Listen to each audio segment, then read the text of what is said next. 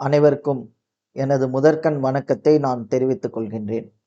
இன்னைக்கு நம்ம நம்மளுடைய இந்த ஹேரை நம்ம எப்படி பாதுகாப்பா சில விட்டமின்ஸ் பயன்படுத்திக்கிட்டோம் அப்படின்னா அந்த விட்டமின் சத்து உடம்புல இருக்கும்போது எப்படி நம்மளால பாதுகாப்பா பார்த்துக்க முடியும் அப்படிங்கிறத பத்தி தான் நான் மெயினா சொல்றேன். விட்டமின் டி எடுத்துக்கிட்டோம் அப்படின்னா என்ன ஆகும்? முடி கொட்டுறது அப்படிங்கிறது கம்மி ஆகும். பயோட்டின் எடுத்து ஹேர் எப்பவுமே அந்த ஒரு ஸ்ட்ரென்தனிங்ல இருக்கும்.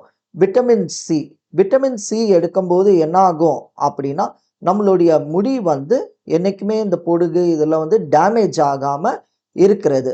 ஒமேகா த்ரீ எடுத்துக்கிட்டோம் அப்படின்னு சொன்னா நமக்கே தெரியும், மீன்ல ஒமேகா 3 விட்டமின் இருக்கு. ஸோ ஒமேகா 3 எடுத்துக்கிட்டோம் அப்படின்னா அந்த ஏர்ல ஒரு ஷைனினஸ் என்னைக்குமே உள்ள இருக்கும்.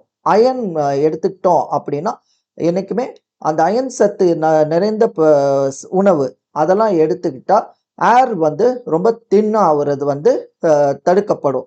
விட்டமின் இ எடுத்துக்கிட்டோம் அப்படின்னு சொன்னா முடி நல்லா வளரும்.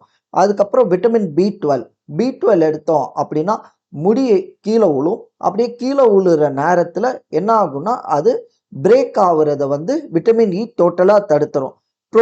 நான் இப்ப புரோட்டீன் சத்து எதுல இருக்கு அப்படின்னு பாத்தீங்கன்னா முட்டையில இருக்கு. அது என்ன ஆகும் அப்படின்னு எடுத்தா என்னைக்குமே இந்த ஹேரை ஸ்ட்ராண்டனிங் என்னைக்குமே இட்ஸ் லைக் திக்கா ஹேர் வளர்ந்து அதை ஸ்ட்ராண்டனிங் பண்ண வைக்கிறது தான் என்னைக்குமே இந்த விட்டமின் சத்து நிறைந்த உணவுகள் எப்பவுமே எடுத்துக்கிட்டோம்னா அது நம்மளுடைய முடி ஹேருக்கு நல்ல ஒரு ஸ்ட்ரென்தனிங் கொடுக்கும் அப்படின்னு நான் சொல்றேன். விட்டமின் நிறைந்த உணவுகள் என்னைக்கும் எடுப்போம், நம்மளுடைய முடிகளை பாதுகாப்போம். என்னோட வீடியோ பிடிச்சிருந்துச்சுன்னா லைக் பண்ணுங்க, ஷேர் பண்ணுங்க, சப்ஸ்கிரைப் பண்ணுங்க. Thank you all.